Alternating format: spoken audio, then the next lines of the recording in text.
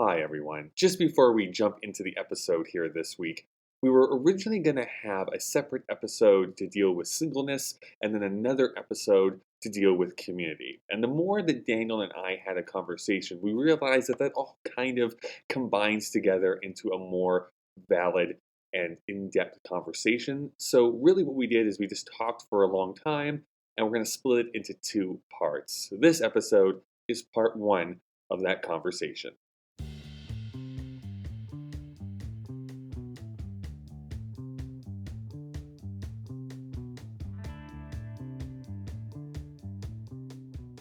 Welcome to Assumptions. This is the podcast where two friends, one an atheist, that's me, Kyle, and one a Christian, and that's me, I'm Daniel, sit down and listen to each other's worldview. Today, we're talking about singleness. I've heard, Daniel, that one is the loneliest number. That's sad. It is sad, isn't it? You know, these discussions that we've been having, starting I think with the dating one a couple episodes back, and then marriage in the last episode, we're on singleness, and our next planned episode is community.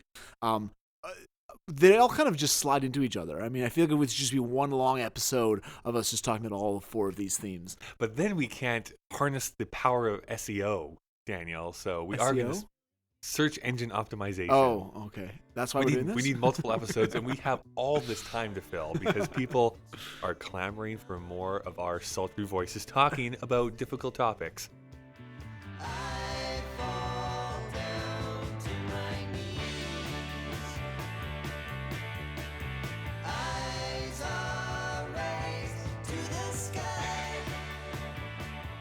So we are going to jump right in and discuss some of these things that we've been thinking about in different worldviews. The last episode that you talked about, you mentioned at the very end the statistic about how singleness versus marriage in our society. What was that stat again that you? For the first time in Canadian history, there are more unmarried people than legally married people. So I guess the question that I think I want to look at is from both our culture, I guess your standpoint, since you represent our culture. That's right. Yeah, I'm the culture, and you are the moral authority. There's no culture to me. That's right. I am not a part of your culture. No, but how does our culture, has it caught up to that? And then how does the Bible talk about singleness and marriage? And what space does it create for singleness? And then how does, the other thing I want to talk about is how does even the Christian culture, is it been more of a moral culture, like an older culture that's just kind of taking all this stuff in? Or is it actually separate? You know, I'm of two minds about this entire mentality. Like that stat could be read in a few different ways. Yeah. It could be that there are more single people, or there could be just as many people that have committed lives to each other but are not technically legally married. Right. So then maybe they're just not valuing marriage as much as we once did many years ago. I have an example of that. I have very good friends. They have been together for over 10 years. I'm trying to think of, over 10 years. And they have no desire of ever marrying one another. But they've committed to each other. Right. They're only with each other. Why They don't still they have a desire to marry. This is kind of going back to our last episode, but why don't they decide to actually commit? You'll have to ask them that. I don't really know. Fair. I just know that both of them don't really value it and don't see the need to do it if they've already committed to each other. So they're deciding not to actually marry. That could change, obviously, in the future. What I'm saying, though, is that I think that this has partly to do with different moralities, different views on relationships. I also think, though, that we can't really talk about this without mentioning the economic realities that are alive today. And not to get on too much of a soapbox, but if you look at inflation, we're getting paid on average a little bit less than what we did 20 or 30 years ago. And I think it just makes more sense for people to cohabitate, to not pay as much. I mean, this is the reason why there's so many more people with his roommates. Like platonically, right. We have roommates with multiple people in the same house because you just can't afford to go and buy an apartment by yourself or a house by yourself. Yeah, I'm trying to figure out if we're going to be talking about community on the next episode. And a lot of this is just going to cross over. Sure. Because I'm thinking if there's something about having the marriage, I think it's good for couples to be alone if they're married, especially if they're raising a family. But at the same time, it cultivates this isolationist mindset, which is actually fairly recent. Like if you think of older societies, even in going back to pre-industrial revolution, people live together in a much closer knit, whether that's out of necessity or out of habit. But the result is like, is this sense of isolation, this consumerist isolation that comes about like we want to have our own place and we're not going to Because I think about it not just in the economic sense, because there's that, but in the deliberateness. Wesley Hill, I think I'm going to mention him every episode. We just call this the Wesley Hill season for me. We actually do have to pay him $20 every time we mention his name. That's right. Yeah, so he should probably slow down on that. Yeah. but he's a single guy and he lives with the family. Sure. And he makes that doesn't have to, but he does as a conscious decision do that. Yeah, and I think that there's less of the idea of having multiple generations under the same roof. I mean, if you look at any fiction or even like newsreel footage from like the 30s and 40s, there seemed to be like there sometimes was grandparents, parents, children type of thing in the same household. I'm just thinking of Charlie Chaplin or Charlie in the Chocolate Factory. Yeah, that's right. They just sleep all in the same bed. Yeah, in a row. Spindly old grandparents. Yeah, that's right. And then amazingly, once you learn you can go to a chocolate factory, you can walk again. So, Grandpa Joe, you freeloader. But I think that there is something to that there is less of that idea of community, or there seems to be. This is, I guess I'd have to see research, but there seems to be a less of a focus on community where even neighborhoods now are not necessarily aligned. Yeah. Or there might be one or two houses that know each other, but more and more people don't really talk to their neighbors all that much. Yeah. Much less try and make that be their community that they draw inspiration from. There's still church groups. There's still like meetup groups and stuff like that you can draw from that community. But I think it's isolationist. It's that isolationist viewpoint where it's much more about the individual than it is about the greater good. Yeah, let's tackle that more specifically next time. Yeah, sure. Because I think we will, hold that thought, because I want to look at that, because that's the mindset right now. So let's look at society then, and how society is becoming more and more about the individual, the single. I'm just curious from you, Kyle. So you're older than me. You're single. You are way to rub it in, yes. But you're someone who's not part of the church community that I'm used to. Right. So you don't have any of that. How does it feel to be single? I mean, just how do you feel like? Yeah, how are you making your way around this world as one of that percentage? I do have to preface. I always have to preface this being that this is my experience. Yeah. This is not something that's indicative maybe of the greater culture as a whole. I can just say, and to bring down the conversation a little bit, I know that as a single person, I do feel lonely a lot. Mm-hmm. Like I don't necessarily feel part of any specific group all the time because I'm single and because I do want to be in a relationship of some kind. There is always that element of I'm looking for somebody to be able to be a part of that life for myself. Yeah. And as a single, absolutely.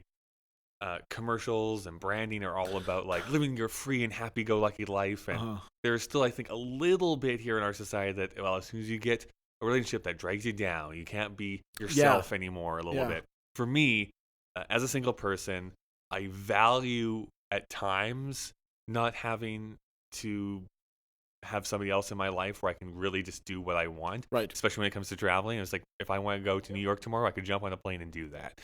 So there's a bit of freedom to that point. But on the flip side of that, it's great that I can do all those things, but I think I would value it more if I could do it with somebody else. Why is that? I just like having that shared experience. As much as I push away and be like, I am this introvert, and I have to recharge myself after being around people for a while, which is absolutely true. Totally same. I do value those times I have with those people. For instance, I mean, there was... As many people know, I go to this annual convention called VidCon down in Los Angeles. I've done it for 9 years. I'm going back again here at the end of June. So is it a cult? It is a cult, actually. When we arrived there, they actually put on these YouTube robes, and I have to swear allegiance to the almighty subscribe button. It's a magical time, though, every time I go. Huh. Do you remember much of it? No, they watch just so you have that to go away back. after. Yeah. And it's like I've been in a dream the entire time, but I still have to watch all those 30-second ads before. Oh, it doesn't change anything. Yeah, that doesn't change anything. Well, what's the point? But so I go there, and I remember the very first year I went. Yeah. And I really wanted to feel more connected, but I was like, I don't know anyone here, and at that point, there was no way in heck to keep this PG. There's no way in heck. Joy Beth swear, we can swear. That's right. There's no way that I was going to approach some rando on the side and be like, hey, do you want to be friends with me and talk about YouTube stuff? because that would have been like terrifying. I could probably do that now a little bit easier. Yeah. But I remember that first year of like, I want to join in on all this cool stuff that's going on, but I felt so disconnected from it. And then when my good friend Jen started coming with me, Right. I just feel like my experiences became way better after that point, because it's like, not that we had to do everything together. She'll sometimes go off and do something herself, and I'll do something myself. But there was that kind of reemergence, like, what did you learn? This is what I learned, and wasn't it cool when this thing happened? Yeah. And then we shared that. There was a little bit more freer to also join other people into that group as well, because I didn't feel so isolated at that point. And I feel like singleness and friendship and all that other stuff that's wrapped up into that is the same thing, where my daily life is spent a lot of doing a bunch of stuff and connecting with people and talking with people. But when I go home at night, that's when like the very loud silence starts happening in my life. It's like, oh, okay, well, I'm here. There's no one to talk to. And as much as, I can do what I want here, it would be nice to come home and have someone there. Yeah. There was this cartoon I found online, this like little 4-panel cartoon. And I'll try and find it to send it to you so you can include it in the show notes. Yeah. I'm going to totally butcher it, but essentially like the first panel has like this bunny character and another animal character together. It's like, hey, we were good friends. And then the second panel is him like looking at a phone, distressed, like, and I really wanted to reach out to you here over the years, but my anxiety prevented me from doing so. And then the third panel is him, and like, now you have new friends. And then the fourth panel is him just lying by himself and be like, I think I just wasted a great opportunity or something like that. Yeah. And I resonate with that so much, because there are so many different people that have been in my life that I could probably still reconnect with. Yeah. But there's been so much time that has elapsed since the last time we talked, not because we fell out of being friends together, but maybe their insecurities, but definitely I know my own insecurities, where I oftentimes want to talk to people more or phone them or text them, but there's something that prevents me from doing so. It's like, I don't want to feel like I'm needy. I don't want to feel like I'm intruding on their married life now. I don't want to feel like I'm intruding on whatever they've built together.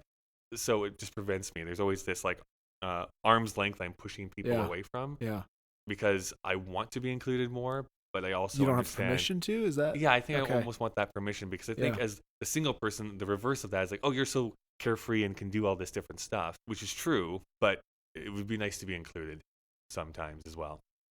I wonder where that permission comes from, because I've been thinking about that experience you described, that and you expressed it so well, Kyle, and that loneliness and just the heartache of that, because I think that we are made for community. We're not made to be isolated as humans. And I believe that because I believe we're made in the image of God, and the image of God is the Trinity. The image of God is in community and is in self-giving to the three members of the Trinity. And so we are made for relationships because we're made in the image of God. And so if our society, and if our natural bent, which is encouraged perhaps by society, or is encouraged by our own anxieties, as you pointed out, if that is to isolate ourselves, how do you break down, how do you cut those permission ties that are keeping you from coming together? Like, I think this is such a uniquely human trait. Or maybe some scientists could step in here right now. Actually, Bill Nye, you're right here. Why don't you tell us why? Is he a scientist, though? Who knows? A pop scientist? I'm sure that's good enough. Dr. Phil isn't actually a doctor, but we called him Doctor. So I think this is a very human trait, because if you look at any other primate, and this is where I bring up the idea of community, every other primate in the world is based on communities, whether it's small bands or really large groups. Like if you look at chimpanzees or gorillas or any of that kind of stuff, all of them are based on community as well. I think humans are just as much. We've just chosen in our weird society to separate ourselves so much. And I think that is damaging overall. It's funny that I'm grounding my need for community in God, like in this, and you're like, no, we're primates. Hey, I look at the silverbacks and I can see that they need community. Well, I mean, you're not wrong. If it's just wondering, like, okay, what else doesn't that argument slide in other ways too? Well, primates kill each other. So therefore, but humans do too. I mean, there's a lot of things I think that we share. I just feel like, I mean, this is a different discussion, but it is interesting though, that assumption of, I think it works for you. We need community because we're primates, but it also can slide in directions. Like, well, if we're primates, can't we do all this other stuff? Can't we just chew off people's faces? Exactly. Yeah. I mean, we could. And so because I was thinking about your experience of going down to VidCon for the first time, and I forgive me if I've told the story. Did I tell the story on the podcast of going to London for the first time? I don't think on the podcast. Okay. because maybe not. I don't know. I went to London for the first time when I was in 2012. So I was 20 and kind of, first time going to, not the first time going to a major city, but first time traveling outside of North America.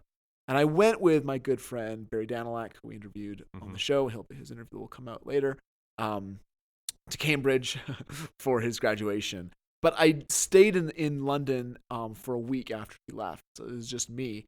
And I remember listening around the time for the first time to Paul Simon's song "The Boxer," Simon & Garfunkel, that he wrote. And he has the line, "When I left my home and my family, I was no more than a boy in the company of strangers in the quiet of the railway station, running scared, laying low, seeking out the poorer quarters where the ragged people go, looking for the places only they would know." And then he talks about how he goes down to 7th Avenue. And I declare there were times where I was so lonesome.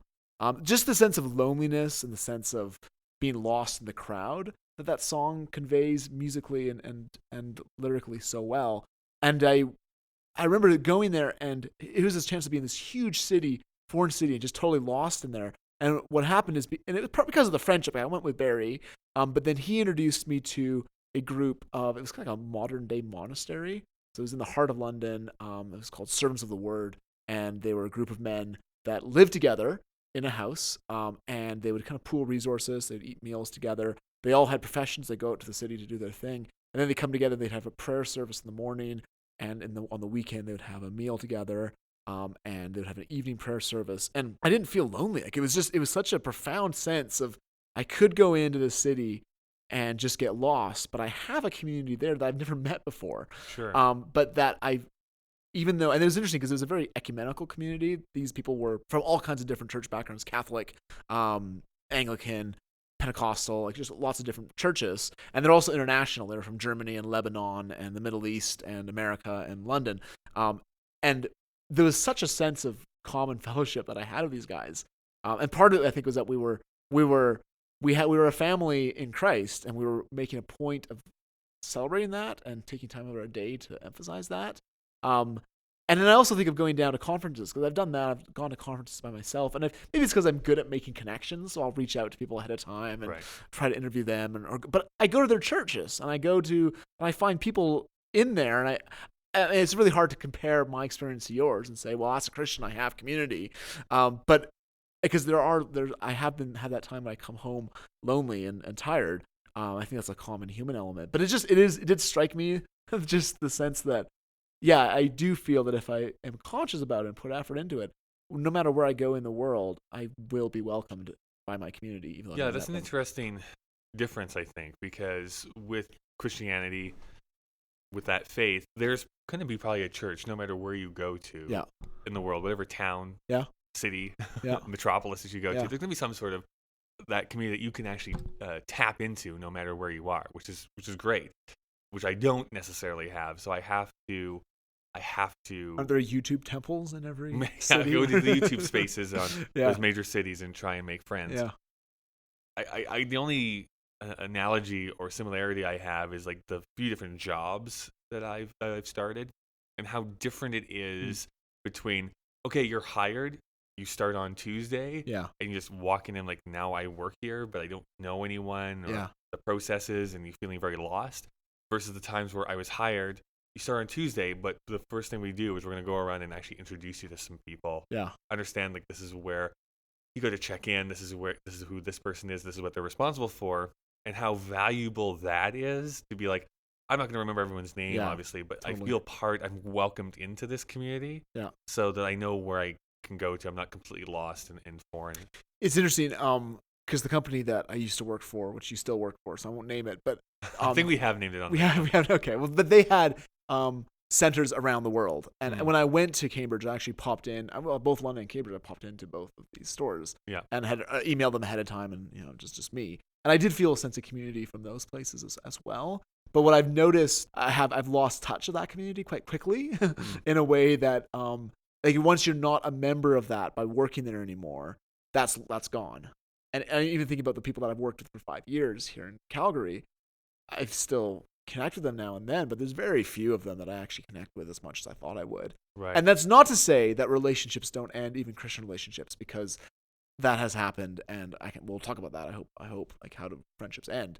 and move on in the sadness of that. But there was something very conditional about that, I guess, that community, which I don't think is quite the same case for the Christian community. Sure. That is, I think it's supernatural. I think it's something saying that we are united in something greater than ourselves because we're I also think it's the difference between coming into a place because it is your job to come into that, and coming into because you want to commune with other people. Well, so. And that there's something that ties you, not just that you share the same faith and the same creed, that's itself is quite powerful, but that as a Christian, I don't just believe that I am related to another Christian because of their creed, but it's because we have been born again. That our desires have been totally reoriented to Christ by him. Like our old selves are dead. We're no longer the people we used to be. We're now born again into Christ. So there is a real supernatural fellowship to that. And as I'm saying this all nicely and smartly, it's like the reality is much more complex, and that loneliness you describe still exists, especially when you come home to an empty house. I think that's something that is very hard to get out of. It's a fascinating question.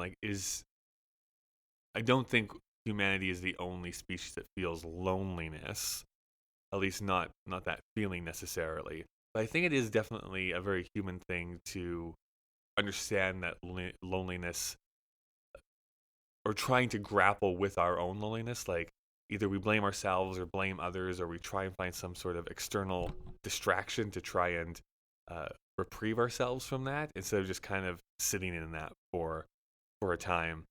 I'm not really driving towards a specific question with that, and just kind of ruminating on the fact that we are lonely creatures. I'm curious though, Daniel. We kind of brought this up in talking about marriage. Uh-huh. How do the Old and New Testaments kind of view singleness? Sure. Is there a difference or a similarity? So Barry Danilak, who we are having on the episode, I think he actually outlined this a little bit in his interview. So we will publish that soon. But he's done a lot of thinking through the theology of singleness. And because, as I mentioned on the marriage episode, the Old Testament had such a focus on biological faith, the Jewish faith was, there were converts to the Jewish faith, but it was very much a nation and a family faith. So it was, and God's blessing upon someone was seen in their offspring and their marriage and having offspring. So there are a few times in the Old Testament where you'll get a character like Hannah, who is barren and is just an outcast almost from the community, and is just heartbroken and pouring herself out to God, asking for a son, and is given one almost supernaturally, and just the God's grace in that moment. But it's very much linked to physical propagation and a physical blessing. And there are hints in the Old Testament, especially in the prophets, that talk about this promise of a barren woman singing for joy and having hope beyond and the eunuchs, those who can't produce offspring physically, cannot do it, that have been cut off from that physically, being able to do that. And so this weird thing. And then when Jesus steps onto the landscape, as I mentioned in the last episode, he wasn't married, he didn't have kids, and yet he was the image of the perfect human. He was perfect and the new standard of humanity. And so how does that work? And there's a passage in the Gospel of, it's in a bunch of the Gospels, but I'll just choose Mark here, where Jesus is with his disciples. A bunch of some of them are married, but we don't really hear about their families as much. It's more just about these guys. And Jesus is talking to them. Just a bunch of bros, man. Bro out. And Jesus, it says, Jesus' mother and brothers came, and standing outside, they sent to Jesus and called him. And the crowd was sitting around him, and they said to Jesus, "Your mother and your brothers are outside seeking you." And he answered them, "Who are my mother and my brothers?" And looking at those who sat around him, he said, "Here are my mother and brothers. Whoever does the will of God, he is my brother and sister and mother." So he's expanding that sense of family to those who are our spiritual family, and are born of the Spirit and have this new birth that's not a physical birth anymore. And there are examples in the New Testament of people that are serving God, that are barren, that don't have kids, or that are single, and rejoicing that Christ has come, because this gives them hope. And Paul, he wasn't married, but you talk about he wrote letters to Timothy, a younger, and he calls him my son in the faith. And so there's a sense that because of what Christ has done, because that our blessing comes about not by physical means, but by spiritual means, those who are single actually are kind of four signs of the greater reality, of the eternal reality. And we talked about last time, my marriage is still good and important and a blessing and to be celebrated. But there's a sense that it's not the most essential thing anymore. It's now what is happening spiritually, and how can those who are, because when you talk to people, friends of mine that are single, that are adults, that really want kids, there's this real sense of loss, which I hope we'll talk about. Yeah. And there's a sense that understood through faith, you can have children that are spiritual children, and it's not the same thing. It's going to be painful, but it's a richer thing in that it kind of it's this picture of what is really happening. Yeah. Yeah. I mean, going back to that story of Mark, though, it's kind of a great little example and beautiful in many ways. Although if I was that person, I have to say, I'm like, yeah, that's poetic and all, but really, where are your brothers? You just want to know where your brothers are. I just want to know where they are. Yeah. Stop answering me in riddles, Jesus. Stop with your teachable moment for just a second. I think it's in one of the other gospels that they actually want. It's just the sense of like you trying to use your family as your heritage. Mm-hmm. And that's something that for me, my family really celebrated the Englishness of my dad's side quite a bit, and it's like heritage. That's why I think race is such a problem for people, just because heritage and family means so much to us, and we turn it into such a big thing. And Jesus is saying, no, it's not. That's not the important thing. It really doesn't matter. It really doesn't matter. And that's humbling.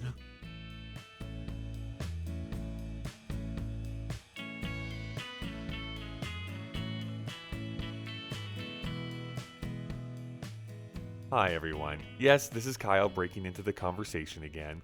As always, Assumptions is brought to you by the Alberta Podcast Network, powered by ATB. If you haven't gone to the Alberta Podcast Network's website, there are so many great shows to listen to. Shows like That's So Maven, A Branded World, Future Chat, the Bothy Storytelling Podcast, or a great show called Work Not Work. This is a podcast where Terrence C. Gannon interviews people who have turned their passion into their profession. As somebody who got to be a fly on the wall during a recent live show, I can assure you that you will have a great time hearing about entrepreneurs being able to make their passion a reality. Check out all the great shows by going to albertapodcastnetwork.com. Secondly, we are helped by the ATB, Junior ATB specifically this week. ATB has a cool program called Junior ATB, where Alberta elementary students run their own in-school bank. It's a learning opportunity and often a chance for students and families to meet ATB's leaders. If you want to learn more information, go to atb.com/listen. Lastly, if you have a smartphone, you should download the free CKUA app. That's a radio station here in Alberta, but all the shows that are on the Alberta Podcast Network can be listened to through that app. Assumptions included. Whether you use Android or iOS, you can easily listen to all of the shows on the CKUA app. Thanks everyone for listening. We have one more episode before a series of episodes of interviews we conducted as research for this season. But for now, let's get back into the conversation.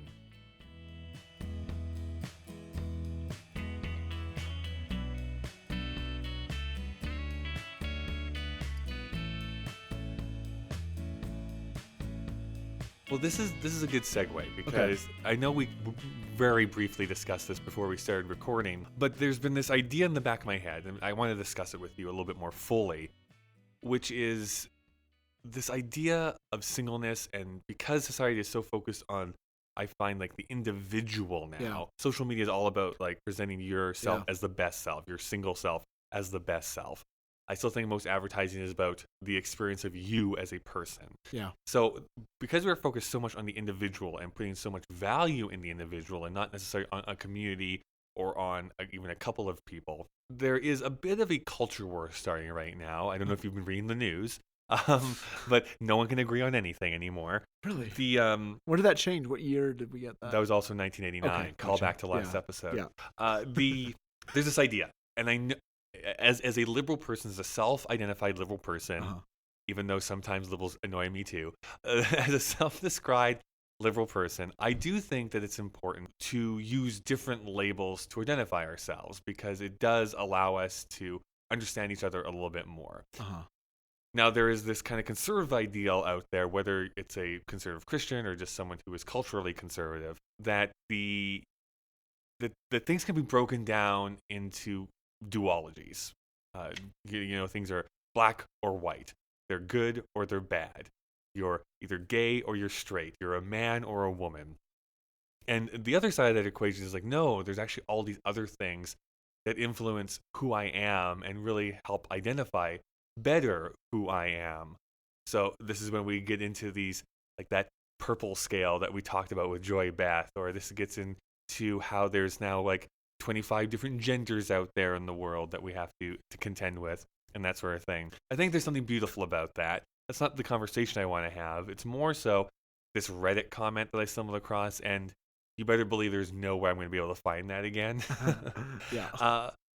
But it was this conversation around those two ideals, like this conservative versus liberal idea of self-expression.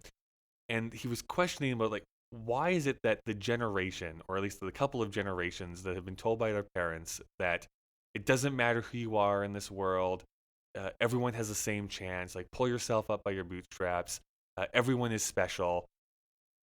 Why do these people of all people need these labels then in their lives? But from my interpretation, I think this is just a very natural evolution of that idea, because if the individual has been presented to us as being the most important thing, and we're also being told by authority figures that you're special and it doesn't matter who you are. Do whatever you want. Do whatever you want. Create your own identity. That's right. You create your own identity. That's a great way to phrase it. You create your own identity in this world.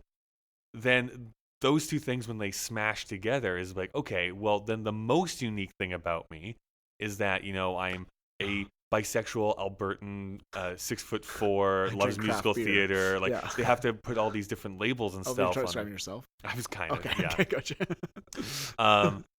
Or there's all these different things. Like you could, I'm like like an E4. Anagram. However you want to like define yourself, type of thing. That becomes like the most unique thing about you. Yeah. And so, how do I become that most unique person? How do I stand out in front of everybody else? This is how I do that sort of thing. And it changes. And it changes. People change. Like it will. So, like, what's your interpretation then? Because I would agree that this you can do whatever you want to be. I think it's actually wrong. That there's like we don't understand our own limitations, and it's a selfish. It's like create what you want, right? Because, I mean, our society is pretty selfish. Yes, I agree. But I guess what I'm curious is how does that then affect this loneliness, singleness, frustration that you have? Right. That we all have. I'm not. Well, this is a working theory. I have no basis in this, but because I have been thinking about this a lot, why I think this impacts loneliness and the single person so much is that, okay, I have now identified what I am or who I am. I am this most unique of snowflakes, to borrow a word in the culture, which I know has some baggage, but I'm this really special snowflake. Most of those who hate winter. Yes, that's right.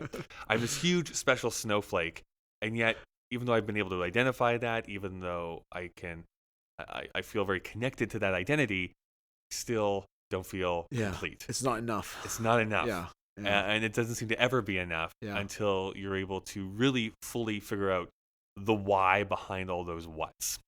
Well, I think that's one. Like, because you just said until, and I'm kind of like, okay, until what though? Until Jesus. No, for me it's this. I mean, because again, I don't have that sort of like theology in my background or that level of faith in my background. Yeah. I'm using this book that I recently just read. Your faith is a book? Mine is too. Faith is a book. That's right. Mine is a lot thinner, though. Read it in an afternoon. But it's this book called Start With Why by Simon Sinek. You have it on your bookshelf, apparently. You've never read it? No. Okay.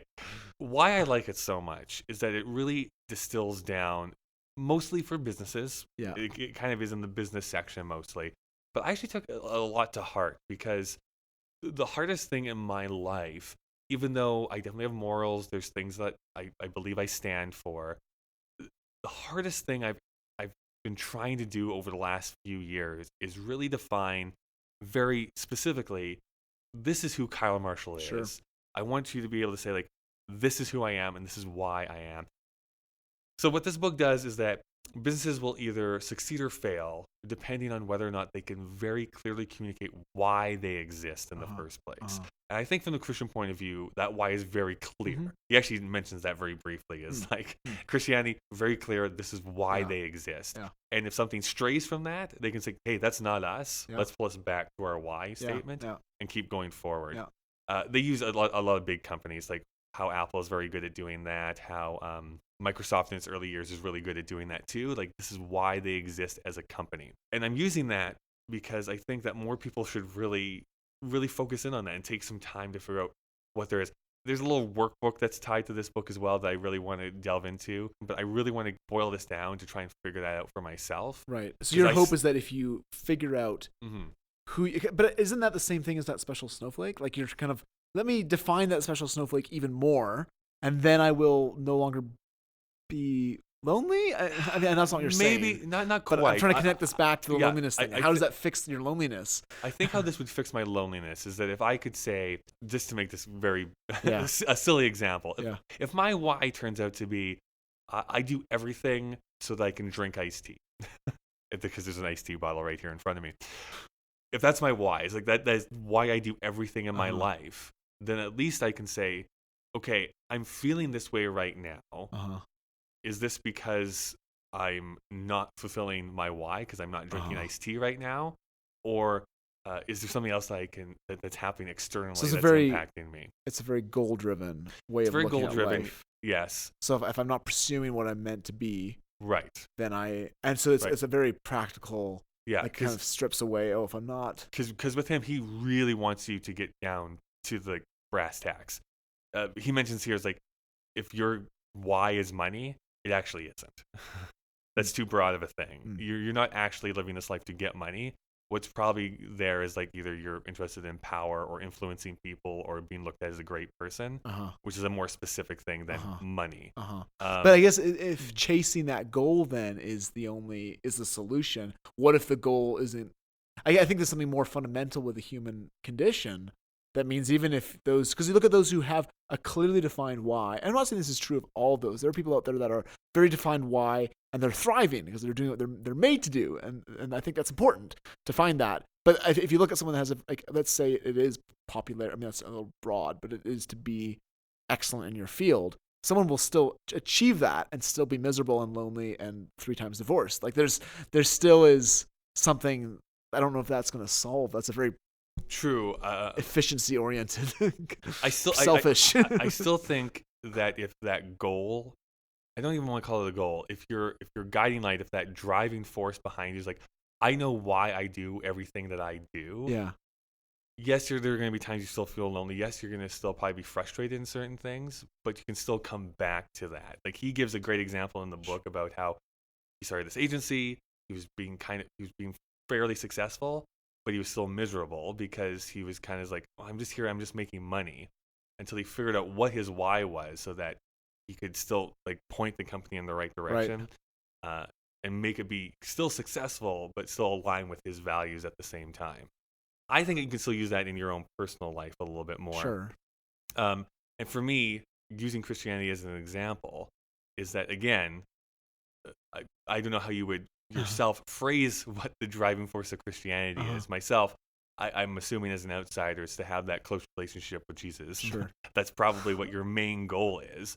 So that if something is happening, you're like, well, this is not aligning with this, well, I can step away from that. Yeah, so what I would agree with you, Kyle, is that, it's really good to be aligned with what you're supposed to be aligned with. Because what I'd say is if that alignment is self-generated, then it still is selfish and it still is going to lead to ruin, whether that's, it's you have to know what that goal is. And that's why I believe that to create your own goal, to define your own self, and I don't just mean in terms of I'm really good at creating, so I should be a creator. That's good. I think you need to recognize those things about yourself. You need to know how you're uniquely gifted. But if your goal is self-defined and it's not true to what it is to be human, then it's going to be it's not going to help you at all. And that's where I need someone outside of myself to say, this is what it is. This is how you've been made. Right. Yeah. I probably did a really bad example because it's not about a goal. It's not about an end destination. No, it's about who you are. Yeah, it's more like what my example really should have been is like my driving force is, I don't know, being nice to people. Right. It would be a better thing. It's like, am I being nice to people? No, I'm not. Okay, well, let me pull back. But I think it still was a self-defined. And absolutely. That will. Yeah. So So that was a fun tangent. I enjoyed it. I think what this encompasses though is that as individuals, at least in a secular society, if we're not willing to force ourselves to go and join like a larger community, okay. If we're just doing stuff online, although online communities can be helpful as well, I still think that we need to be strong in our individuality. We have to be okay in that singleness for certain amounts of time, but don't get into the situation where you cut yourself off from society. Because going back to how we originally started this conversation, I do not think that humanity works as a set of individuals. It works as a community. I guess I don't know how that define. The individuality is important, and I think something that Christianity gave the West was saying, no, you are made in the image of God, so every human matters, individuality matters. But it's hard to go down that path of individuality and then also cling to community, right? Because isn't it still also selfish? Like you're like, I need you. Well, yeah, we can get into the Ayn Rand school of philosophy, which is complete bunk. Come at me, people. I've never read her. I don't want to. No. Yeah. Okay, so let's talk a little more about, I guess, like, let's talk about friendship. Because I want to circle back to community again and how concrete ways that's formed. But have you been successful in friendship, Kyle? Or maybe let me ask this way: what kind of friends? How would you define friendship in your life? Oh, that's a tougher question. Okay, is it? I think I don't feel like What kind of friends have you had? I don't know how to answer that. I mean, here's the thing. You're catching me at a kind of an awkward moment. I don't know if you saw an Instagram story that I posted yesterday, but I posted one that was just a bunch of text talking about how lonely I felt and how I didn't see it. a bunch of mental illness has been affecting me here recently, about feeling kind of inferior and stuff like that. But to delve into friendship, I really don't think I've done a great job of going out and making friends. Any friends that I have made are almost more due to the other person than it's been because of me. Whether it's like wrong, is it? No, but I don't think I've ever been the pursuer of a friendship. Right. I've always been the receiver of a friendship. I've been very grateful for that, where it's people have invited me out to somewhere and then it's kind of like snowballed into something deeper or greater than that. And that has a lot to do with the fact that growing up I had just such bad social anxiety. I could not talk to people. I was scared to do so. So it took a lot of time. Hated talking on the phone. It was like my most dreaded thing if I ever had to talk to somebody on the phone. And so the friendships that I had in elementary school, I think were not great. They were in many ways friendships of convenience rather than actually true deep friendships. Now, maybe that's true for a lot of little kids. When I got into middle school, I had the happenstance of having this guy named Scott, who I've mentioned on this program before, kind of befriend me, and we formed a really strong friendship all the way that lasted through high school, along with a few other people in there as well, mostly for like joking purposes. But I don't think even with them, until after high school, would I've been able to go and tell them like all the dark and deep thoughts that I had or the things I was struggling with. It just was not those types of friendships necessarily. Those types of friendships really did not start until my mid-20s, when I started to open up and started to kind of so try it took and better initiative myself on your end to kind of, so you're a recipient of the grace of others' friendships, right? Well, and I think I interrupted you briefly there and said that's not a bad thing. I feel like to recognize our own, like, it's easy to say, oh, I'm great at making friends. I go out of my way and I feel good about my ability to connect with others. And I feel like that there's a certain element where maybe you need to cultivate that. But gosh, part of recognizing that you yourself can't do it is to recognize the love of others and to recognize that, oh, like they are keeping this. I'm just being grateful for that and cultivating that, but just being okay with, I can't do this on my own. Yeah. I can't even make friends on my own. I need their help to be friends with me. And thankfully they do. Yeah. I mean, there's definitely a corner that I turned probably around 27, 28 in my life. Not the year 1927, 28. I'm talking about when I turned 27 and 28. Thank you. Just to not confuse people. Whereas I still keep people at an arm's distance when I first meet them. And if I think I'm becoming friends with them, I only slowly let my personality truly come out, because I really truly feel like if you're going to become my friend at this point in my life, like you're kind of going to get all of it. Where I am not going to be. There's a transparency. Yeah, there's a transparency which is there good. where it's like, if I'm not in a good mood, I'm going to tell you that. If I'm struggling with something, I'm going to tell you that. Yeah. But I think that's such a gift, because our society does such an awful, really good job of airbrushing. Like, it's just, even on Facebook, we just show the life that we want to show. Right. And I think, and our society is built in a way we can just retreat into our own little burrow and just close the door and cry in our rooms. That's right. Like, we don't have a space where we can do that with other people, because it's hard. It takes emotional work and well, yeah. There's a funny story now. Is like at my little side gig that I have, people will cross paths and they'll say like, "How are you?" Yeah. And I've started saying like, "Do you want my short answer or do you want my long answer?" And what answer do you get most of the time? Because if they say short answer, which one do they say most? Oh, most would say like just short answer, Okay. but I'll say good. I'm doing good. Yeah. But the other day, this guy, do you know Rad? You remember Rad, right? Yeah. So I want the long answer. And it's like, okay, well, I'm feeling a lot of anxiety because of my business things that are going on in my life. I feel fat because I haven't gone to the gym in 2 months, and I kind of rattled off a bunch of other things. It's like, so that's where I'm at. How are you? What did he say? He was totally down with it. He was like, okay, thank you for telling me that. And then we kind of had a. Oh, he didn't. Yeah. He didn't break down in tears until he did not. Okay. I was hoping for. I wanted there to be a 3 hanky cry that he had out of that. But you're just in line for the bathroom. But yeah, that's for friendships specifically, like. I've never been the one who's had lots of friends at the same time. Sure. But I've definitely been blessed with having pretty close friends where we can share some pretty deep stuff if we needed to. Yeah. Oh, how about yourself? Well, just before we move on, I feel like the struggles you've described there, I just feel like I think our society needs more of that kind of transparency. Yeah. I have to say too, it's like mostly this is my own like mental health issues, like I growing don't know up. though. It's human. Like, I get it that there's people that have a harder time making friends than other people and have a hard time breaking out. But what you describe, like those anxiety, like the good versus like the short answer versus the long answer, everybody, come on, everybody has I know. has that, and we don't. We have so many social connections without those deep friendships where we can actually share life with someone and share those burdens. And do you find, Kyle, that when you do share those burdens, like, how does that affect your loneliness? Well, see, this is the thing. Is like partly why I like to do it is that it does help me personally.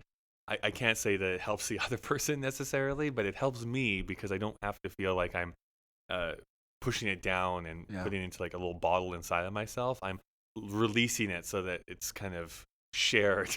It's shared anxiety now instead of being me like. Does that help? For me, it does. Yeah, for me, it does. Because growing up, there were so many people that were like in high school or in university or even in some of my first jobs. It's like, I really want to be friends with this person, but I don't really know how to approach that in the best possible way. Yeah. Because I can be very directly, I want to be your friend. Yeah. That comes off kind of weird and creepy, I think, in a way.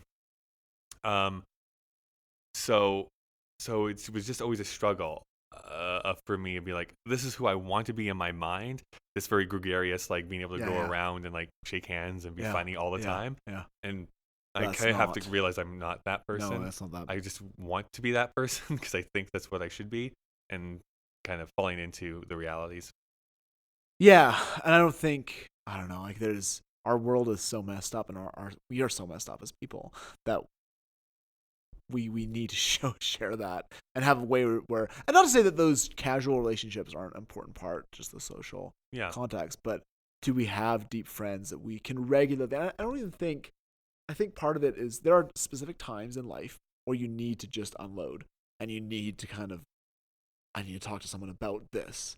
But if that's the exception, that feels like such a higher mountain to get over. to I need to talk to somebody about this, and how do I do it? And you keep it inside, and you just get depressed.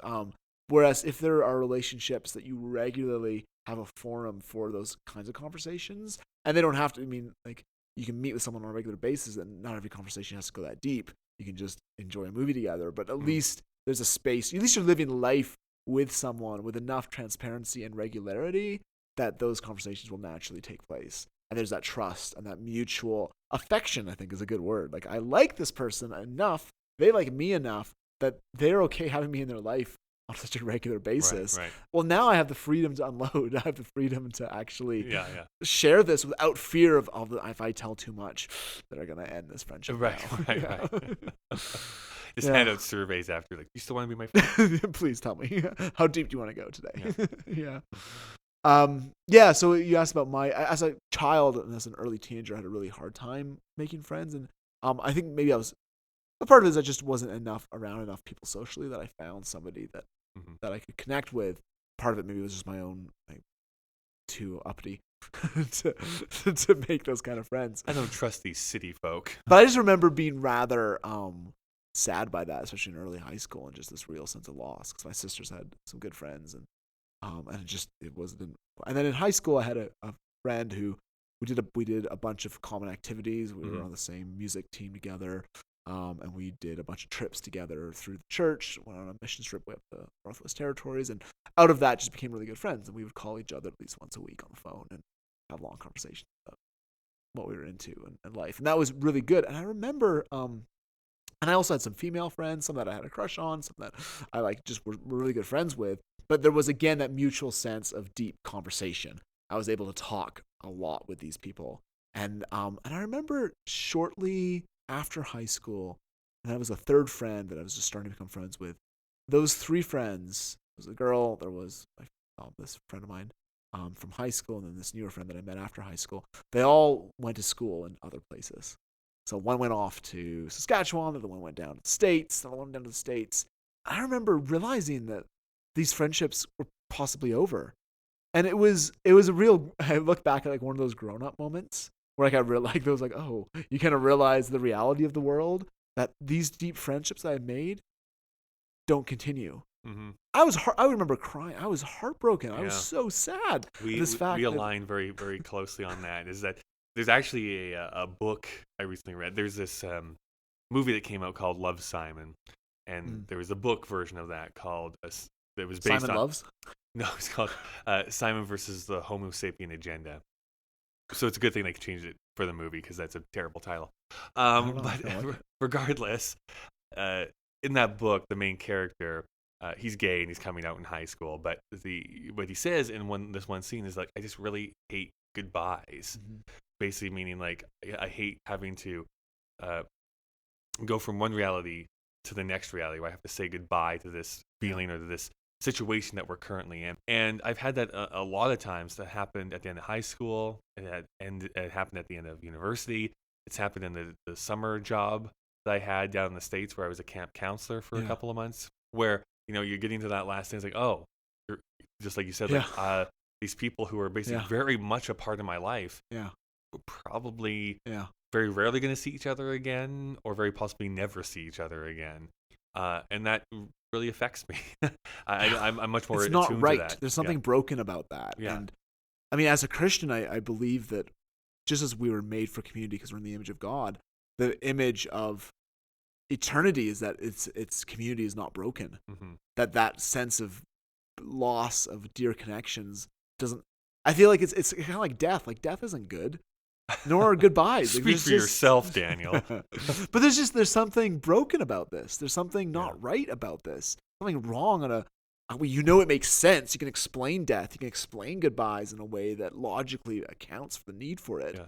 But it still sucks, and it's not. There's something that is fundamentally wrong with it. And have you ever read all the Narnia books? Did you? No, I've only read the line. No, I've read the first one, is Magician's Nephew. Yeah, that's actually like the fifth. They just ordered them wrong. But that's not the theory. But the last battle, the last one, they all make it to Aslan's country at the end.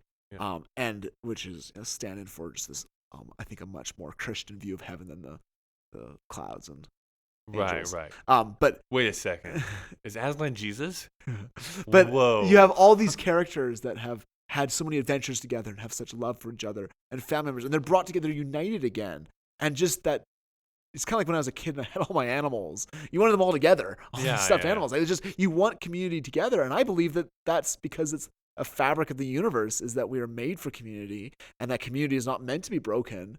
And this reality has death in it, and lots of small deaths, like goodbyes. And I get such hope from what I believe is the reality that there will be community in the end, and it won't be separated. And that longing actually is part of is a foretaste of what we're made for. I mean, I realize too, in some ways, it is a bit of a selfish. You're an atheist. You're all gonna die. Right. Exactly. I'm gonna see everyone raptured and be like, oh, nuts. All right. Well, I also don't believe in the rapture. But there you go. It makes me sad. At the same time, I do understand that I cannot possibly maintain 250 close relationships in my life. It's just impossible to do so. There's a human limitation to it, which is good to right. acknowledge. Now, I should tell you this, Daniel. You're actually in the number 8 position, so you're about to be bumped off the list. Oh, really? Of the friendship. Okay, good. Of friendship. Well, this is good because our podcast is about to end and be bumped off too. Let's do this, Kyle. I haven't finished yet talking about my friendships. I kind of just started about that. That's right. This topic is so big. We're kind of clumping together friendship, singleness, and community. And so we're going to do a double episode. So let's take a break, and then in a couple weeks, we'll be back. We'll continue talking about friendship, for sure, and we'll continue to talk about during that break, though, Daniel. What people can do, if you have something to add on to this conversation with, send that as text or as a video clip message. If you can do that off of your smartphone, you can even send a video in if you want to. That you can send to assumptionspod@gmail.com. You can also go, what is your website again, Daniel? DanielMelvilleJones.com, and that has the assumption stuff on it. That's right. And my name is Kyle. But what I meant to actually say there in that moment was my Twitter is at the Kyle Marshall. That's 2 L's in Marshall. And by the way, my name is Kyle. Anyways, we'll talk again. We'll keep this conversation going in a couple of weeks. Yeah.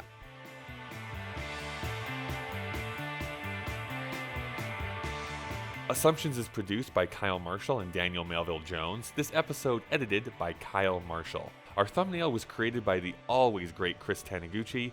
Most of the music in this episode is from the band The Parson Redheads. You can check out their music anywhere digital music is available. If you want a full rundown of the articles and media that we referenced, check out the show notes that Daniel puts together that are attached to this episode. It's always a great document he puts together. Thanks for listening to the credits. We'll be back again in a couple of weeks.